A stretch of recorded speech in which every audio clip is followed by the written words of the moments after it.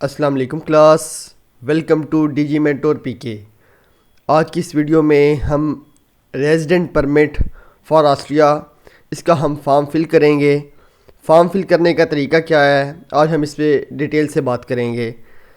इससे पहले मैंने काफ़ी सारी वीडियोस ऑस्ट्रेलियन यूनिवर्सिटीज़ पे बनाई हैं, जिसमें तमाम ऑस्ट्रेलिया यूनिवर्सिटीज़ जो ज़्यादातर पब्लिक हैं, गवर्नमेंट हैं, उनमें अप्लाई करना मैंने सिखाया है।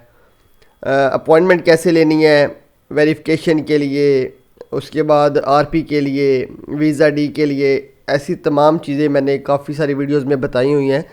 अगर आपने वो वीडियोस नहीं देखी तो वो लाजमी देखें। और रूल्स चेंज होते रहते हैं साथ साथ। तो अभी मैंने आरपी की अपॉइंटमेंट अपनी 13 नवंबर को दी थी 2023। तो उसी के लिहाज से मैं अभी आपको अपना फॉर्म फिल करके बताऊंगा। मेरी तो अपॉइंटमेंट हो चुकी है, लेकिन अपना एक्सपीरियंस भी शेयर करूंगा कि उधर क्या क्वेश्चंस पूछे जाते हैं, क्या सीन है, सारा कुछ आपको इस वीडियो में बताया जाएगा। वीडियो आप इसको पूरा देखना ताकि आपकी कोई चीज़ मिस ना हो जाए। ठीक है, सिंपल सा फॉर्म है, इतना मुश्किल नहीं है। बस इन्होंने ये जर्मन में, ये एक फॉर्म है जर्मन लैंग्वेज है, डच कह सकते हैं, जर्मन कह सकते हैं। तो इसके कुछ पॉइंट्स है, आपने ये फिल करने, सारे नहीं करने। ठीक है, जर्मन हमें समझ भी नहीं आती अभी, क्योंकि हमने सीखी नहीं है, इसलिए तो इसको मैंने सबसे पहले इंग्लिश में ट्रांसलेट किया है। तो मैं आपको इंग्लिश फॉर्म दिखाता हूँ अभी।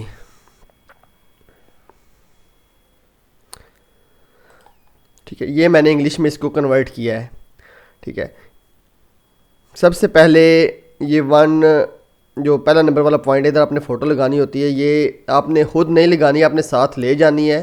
तो ये एम्बेसी वाले खुद लगाएंगे। ठीक है, उसके बाद पॉइंट नंबर 2 है, आपने इधर साइन करने हैं अपने। ठीक है, प्लीज़ साइन हेयर। ये आप एट अ टाइम उधर ही करेंगे। एम्बेसी जब जाएंगे वो आप उससे खुद बोलेंगे इधर साइन करें, आप ये उस टाइम करेंगे। ठीक है, उसके बाद तीसरे नंबर पे लिखा हुआ है to be completed by the authority. इसको आपने नहीं छेड़ना, ये अथॉरिटी खुद फिल करती है। ठीक है, ये वाला। उसके बाद आ जाती है application for a residence permit. ठीक है, इसमें कुछ चीज़ें जो हमने फ़िल करनी होती हैं। 7 पेजों का फॉर्म है, जो कि हमने सारा नहीं फ़िल करना होता, कुछ चीज़ें फ़िल करनी होती हैं। तो जैसे इन्होंने ये लिखा हुआ है नंबर 1 पॉइंट पे, रेड कार्ड फॉर। ठीक है, तो मैं इसको आपको दूसरे फॉर्म पे भी दिखाता चलूँ, कोई इस तरह का आपको शो हो रहा होगा। ठीक है, मैं इसलिए दिखा रहा हूँ ताकि कन्फ्यूजन ना रहे। इसको आपने टिक करेंगे, ऑटोमेटिक ये क्रॉस सा आ जाएगा खुद ब खुद। ठीक है, ये देखो, इसको मैं अनचेक करता हूँ फिर चेक करूँगा, ये ऑटोमेटिक ऐसे आ जाएगा। आपने इसको ऐसे फिल करना है। ठीक है, आपने इसको सॉफ्ट फॉर्म में भी फिल कर सकते हैं, और सॉफ्ट फॉर्म में भी फिल करके उसकी कॉपीज़ निकलवा के ले जाएं, और हार्ड फॉर्म में भी पहले इसकी कॉपीज़ निकलवाएं फिर फिल करके ले जाएं। दोनों तरीक़ों से आप ले जाएं। तो सबसे पहले आपने इस पर टिक करना है।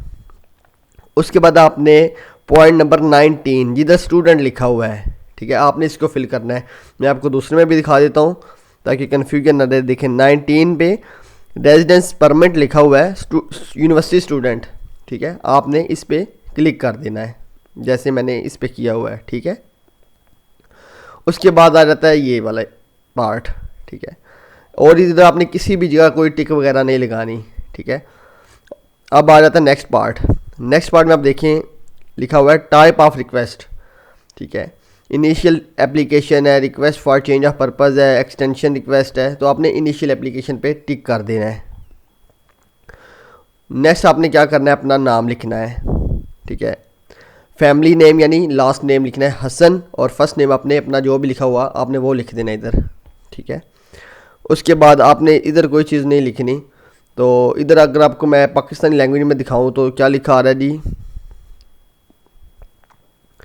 Farmer family names. ठीक है, तो ये आप ना भी करें तो इशू नहीं है। उसके बाद आपने मैस्कुलिन है, फेमिनिन है। ठीक है, अगर तो आप लड़के हैं तो आपने इधर क्लिक कर देना, अगर फीमेल है तो आपने इधर क्लिक कर देना है, सिंपल सा। उसके बाद आ जाता है जी बर्थ डेट। आपने इधर अपनी बर्थ डेट लिखनी है। ठीक है, स्टेट ऑफ बर्थ। ठीक है, स्टेट ऑफ बर्थ पे आप बेसिकली स्टेट ऑफ बर्थ देखिए तो वो तो पाकिस्तान आता है, और प्लेस ऑफ बर्थ देखिए तो वो इधर आपकी जो भी प्लेस ऑफ बर्थ है आप वो लिख सकते हैं। ठीक है, उसके बाद आता है आपका स्टेटस। आप मैरिड हैं कि नहीं। अगर मैरिड है तो ठीक, इस पर क्लिक कर दें, अगर नहीं है तो सिंगल पे क्लिक कर दें। ये सारे ऑप्शन आपके पास मौजूद हैं। उसके बाद रहता है नेशनैलिटी। आपके पास नेशनैलिटी कौन सी है, पाकिस्तानी है, तो आपने पाकिस्तानी इधर लिख देना है। कब से है, यानी स्टार्ट से, हमारी बर्थ से है, तो हमने इधर बर्थ लिख देना है। ठीक है, उसके बाद आपने इधर नेक्स्ट कोई फॉर्म, नेक्स्ट इधर हाल ही रहने देना है आपने। उसके बाद आ जाता है health insurance that require benefit in Austria and cover it all risk. ठीक है, आपने ये एक अपने किसी भी ट्रैवल एजेंसी से एक हेल्थ और ट्रैवल इंश्योरेंस बनवानी है जो आपके 30,000 के कोविड के एक्सपेंस कवर करे और हेल्थ एंड ट्रैवल के। ठीक है, ये उनको पता होता है, वो आपको बना देंगे। तकरीबन 13 से 14 हज़ार लेते हैं, हर सिटी का अपना अपना हिसाब होता है, तो इधर तो इतने ही लिए थे उन्होंने। बाकी उसके बाद फिर आपने इधर कंट्री पाकिस्तान लिखना है, पोस्टल कोड अपने सिटी का लिखना है। ठीक है, हमारा सिटी जो भी आपने उस लिहाज से उसका पोस्टल कोड लिख लेना है अपने सिटी के लिहाज से।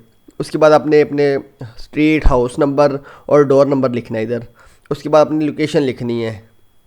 ठीक है, नेक्स्ट फिर आपने पोस्टल कोड लिखना है, जब जो आपने रिहाइश ली है ना ऑस्ट्रेलिया में, उसका अपने पोस्टल कोड लिखना है उस सिटी का, उसका स्ट्रीट नंबर, हाउस नंबर और लोकेशन लिखनी है। ठीक है, उसके बाद आपने अपना टेलीफोन नंबर देना है और ईमेल एड्रेस आपने अपनी देनी है। ओके हो गया।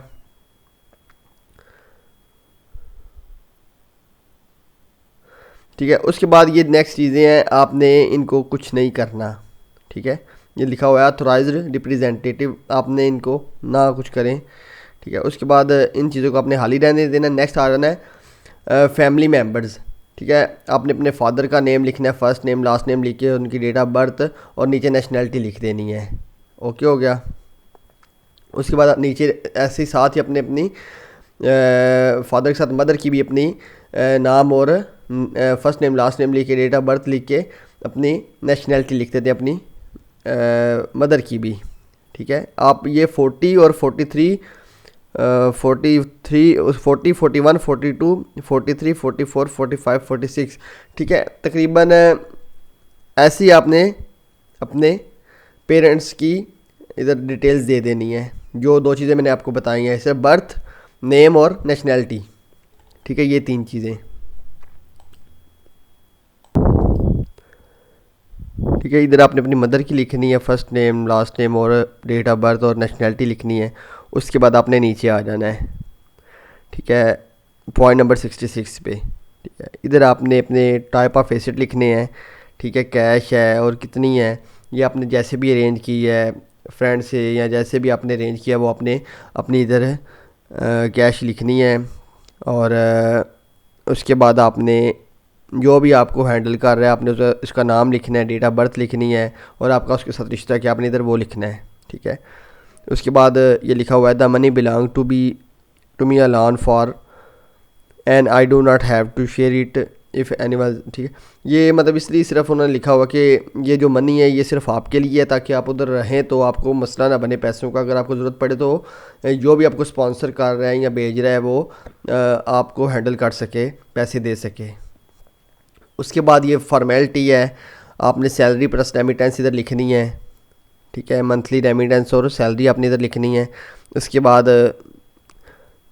लाइबिलिटी स्टेटमेंट है कि नहीं, ठीक है, आपने इधर नो कर देना है। उसके बाद रेगुलर एक्सपेंस आपने इधर इसको फिल करने की कोई खास ज़रूरत नहीं है, सिर्फ I have no regular expense लिख दें इधर।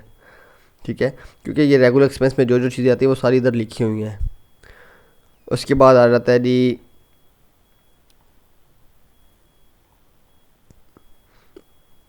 ये पार्ट। ठीक है, what do you do if you want to extend your resident permit. ठीक है, तो ये सारा प्रोसीजर उसके लिहाज से लिखा हुआ है। इधर आपने अपनी लोकेशन लिखनी है, डेट लिखनी है जिस तारीख को आपने आरपी की फ़ाइल जमा करवानी है और इधर अपने सिग्नेचर करने हैं अपने। ठीक है, उसके बाद ये भी जो अपने एरिया वो आपने नहीं फिल करना है, वो अथॉरिटी ने खुद ही फिल करना है। उसके बाद दोबारा से आपने इधर अपना नाम वगैरह लिखना है और जेंडर लिखना है, डेट ऑफ बर्थ लिखनी है और जिधर आपने अपनी रिहाइश वगैरह ली है उसका लिख दें पता और पोस्टल कोड। उसके बाद आपने अपनी हाईएस्ट डिग्री एजुकेशन कितनी है वो अपनी इधर बतानी है, 16 ईयर है या जितनी भी 12 ईयर है आपने इधर बता देनी है। उसके बाद completed primary school, yes yes, जो भी जो आपने इधर किया हुआ है ना वो जैसे मैंने किया है ठीक है। सेकेंडरी स्कूल, प्राइमरी स्कूल देखें, उसके बाद आ जाता है जी यूनिवर्सिटी डिग्री, उसके बाद आ जाता है जी यूनिवर्सिटी कॉलेज डिग्री। ठीक है, ये आपने ऐसे टिक कर लेनी है जितना आपने पढ़ा। जैसे मैंने पीएचडी नहीं की तो मैंने नहीं किया, वैसे मेरी डिग्री कौन सी इनमें से बैचलर है तो मैंने बैचलर पे टिक कर दिया है।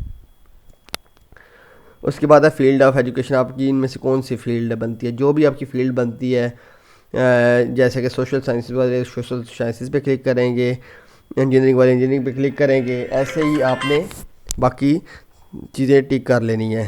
ठीक है, ये सिंपल सा फॉर्म है जो आपने फिल करना है। इस वीडियो में बस इतना ही, इजाज़त चाहता हूँ। अल्लाह हाफिज़, अस्सलाम वालेकुम।